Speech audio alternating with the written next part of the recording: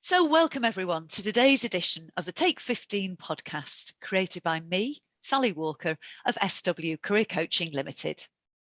The idea behind the podcast is that I have a 15-minute coffee break length conversation with people who are in roles that are of interest to you as job searchers or career changers. I ask 5 information gathering questions to help you learn more about the role and whether it matches your expectations. So today's 15 minutes is with Charity Fundraiser Louise Spearman, who works for SOS Children's Villages UK. Welcome, Louise. Great to have you here. Lovely to be here. Thank you for having me. No problem. Very warm welcome. So as we haven't got, very much time, Louise, just the space of having a coffee, shall we begin? It'd be really great if you could sort of briefly share with us what your career path has been to becoming a charity fundraiser. Yeah, absolutely. So I won't lie, it has been a pretty rough journey to get here. Lots of huge hills. I've been caught in many rabbit holes. So I was a little lost, I would say, when I came out of education. I thought I wanted to work in a charity, but the career guidance that I got was very unhelpful, and I didn't know anyone who worked in charities.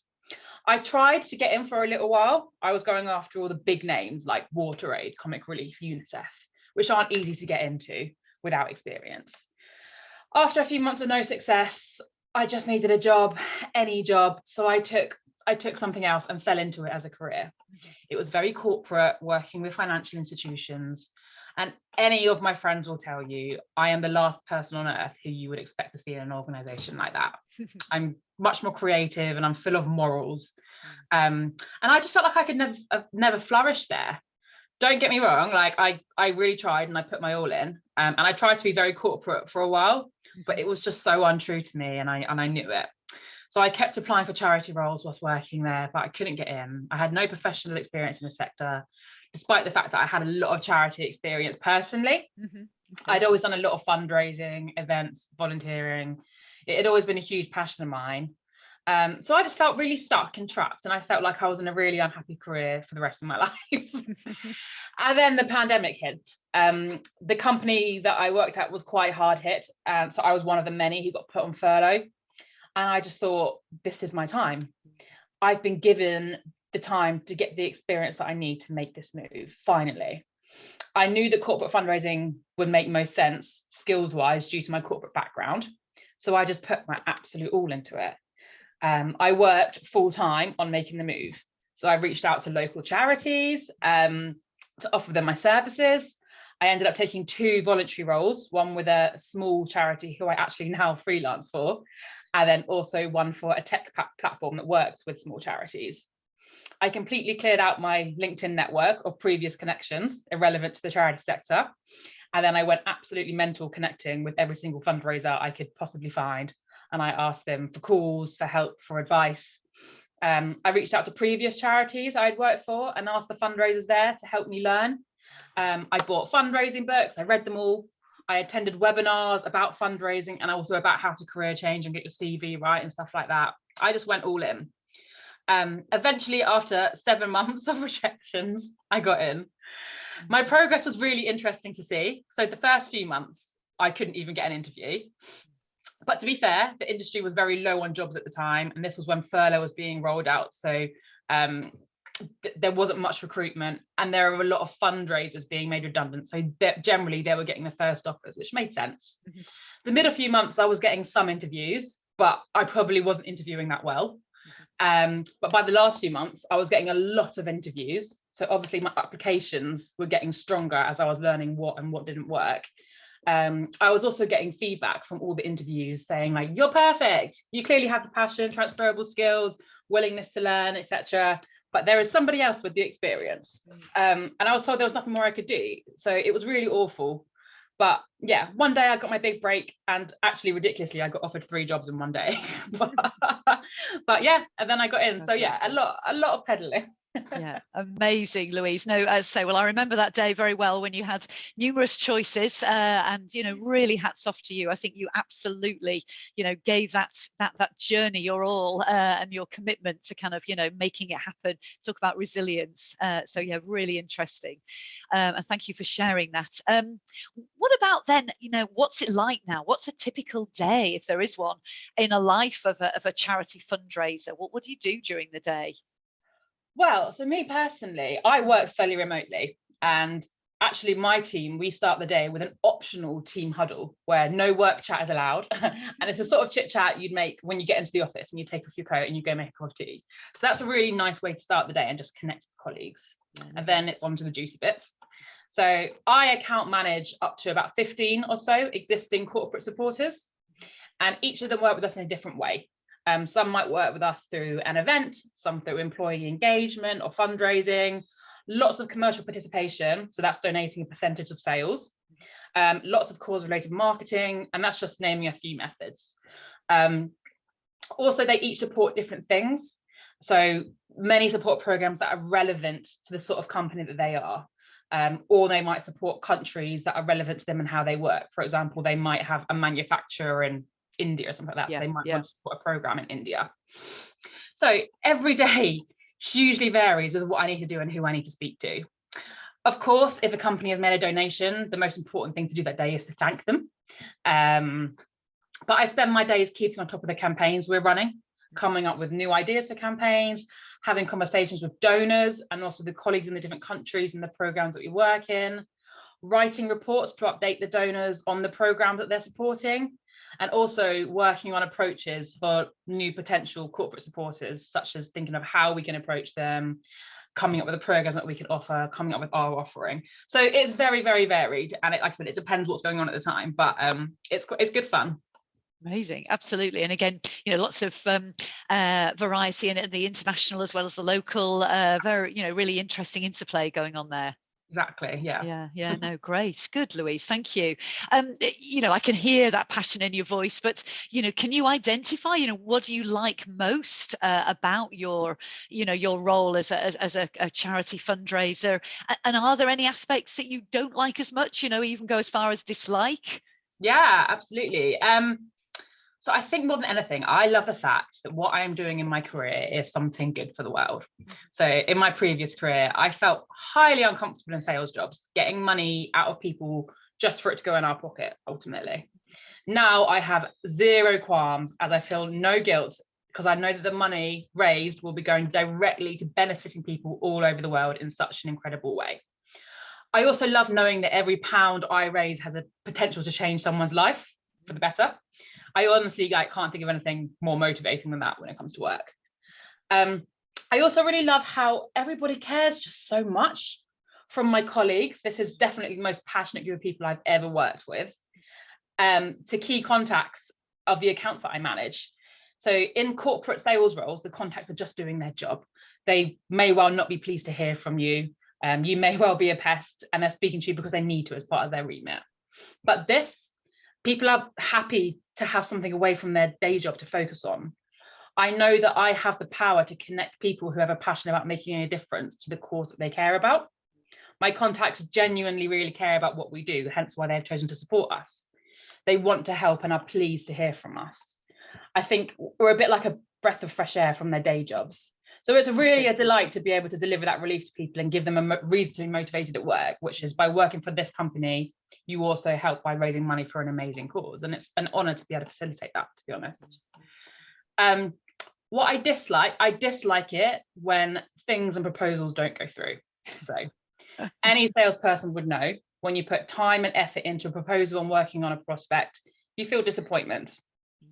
But the feeling of not winning that is completely different level of disappointment to when you're in the sector. Why? Because what we propose will benefit and change lives. Charities use so much resource pulling these proposals together.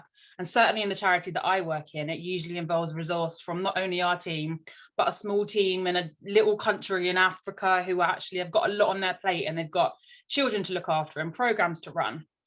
The potential donor has now decided not to fund this thing that they need. And suddenly you have to that, there's this open need that's still there, and you have to go back to them and tell them we don't have the financial backing to do it, and you can't help them.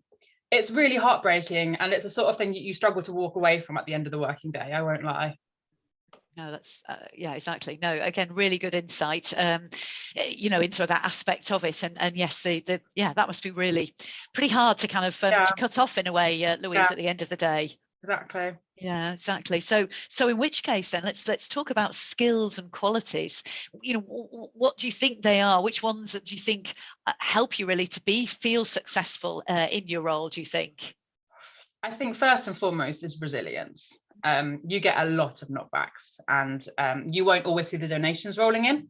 It can be difficult after receiving a no for reasons that I outlined earlier. But you have to be able to find the strength just to keep going rather than dwelling on it. So this is why my rocky journey into the sector was setting me up for the role. Yeah. Also, there are so many charities out there doing amazing things. So you're constantly competing for funding. It's, it is tough in that way. Second skill, without a doubt, is passion. If you call that a skill. You have to have so much infectious enthusiasm about the charity and what you do. You can't inspire anyone to support you without that. And kind of same but different is curiosity. You need to be permanently curious. You need to be eager to meet new prospects and therefore learn about new industries and organizations. You need to be curious to find ways to work with organizations. All approaches need to be bespoke. So I'm constantly on corporate fundraising webinars and listening to podcasts, eager to hear of something new to try. You need to be curious enough to investigate different programs and projects that we run to deliver in different countries. You need to be curious about how different cultures work. Every day, and often multiple times a day, you are finding out new things. So you need to have that natural curiosity to be able to keep up with that pace. Thirdly, I think military organization skills. As I mentioned earlier, I look after a whole array of different accounts, working in different industries, working with us in different ways. So to be able to keep on top of that involves a lot of juggling and needs a lot of planning. And lastly, and arguably the most importantly, I just think you need to be extremely personable. You have to be able to talk to people, and you have to be able to get them to trust you in order to trust the cause and build that relationship to get them to engage as much as possible. So yeah, I think they're the 4 main skills that I would go with. Yeah, really, really well identified. It's so interesting how the theme across these podcasts is so frequently this issue of building relationships, the ability to build good, trusting relationships, irrespective of the roles. We've heard, from people in very different roles. It's really interesting. Clearly, obviously that theme coming out. No, exactly, absolutely. Yeah. And I think, from what you're saying, that real element of curiosity, creativity as well. See, in a way, being curious, but then also creatively using what you're learning in different ways as well, I'm hearing. So yeah, and again, those they might be called skills, but really almost innate kind of qualities that you've got around that enthusiasm, that passion for what you're what you believe in and you're talking about. I know, and I've seen come out in lots of different ways. It's got to be genuine, got to be really felt, hasn't it? So no, that's really clear. And in which case, last question then, Louise, any advice or insights that you would like to share, with our listeners that might help them find out, any more about being a charity fundraiser? Do you think anything else that's useful for them to know? I think the best piece of advice I have, and it's the advice that I hated hearing the most when I was getting through, is to build your network and use it. So I bulldozed my way into this industry in the end, pushing my way into people's LinkedIn requests, asking people to spare me, time to offer me advice, and begging people to look out for roles for me. It's bold, it's bullshit, and I was highly uncomfortable doing it at first. But I quickly became to realize that 99.9% of fundraisers are lovely, kind, caring people who just want to help. I didn't come across one person, and believe me, I spoke to a lot of people who weren't happy to at least connect, but most were happy to, have a virtual coffee with me, offer me some advice. So you'll find out a lot by just reaching out to fundraisers and speaking to us. There are courses you can do. For example, I recently did an introduction to corporate fundraising course with Remarkable Partnerships. However, I don't think you need to do that until you're in a role. Okay. You'll learn the majority of what you need to know on the job. It helps in these courses also to be able to use the charity you're working in as example, because you do a lot of, you know, a lot of practical stuff where you need to be able to talk from like a perspective. I listened to every single episode of the Bright Spot Fundraising podcast with Rob Woods whilst I was trying to make my move into the sector.